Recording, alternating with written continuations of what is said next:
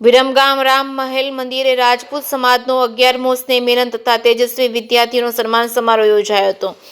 વિરમગામ ખાતે રાજમહેલ મંદિર પરિસરમાં રાજપૂત સમાજ દ્વારા 11મો સ્નેહ મિલન સમારોહ તથા તેજસ્વી વિદ્યાર્થીઓનો સન્માન કાર્યક્રમ ભવ્ય રીતે યોજાયો હતો।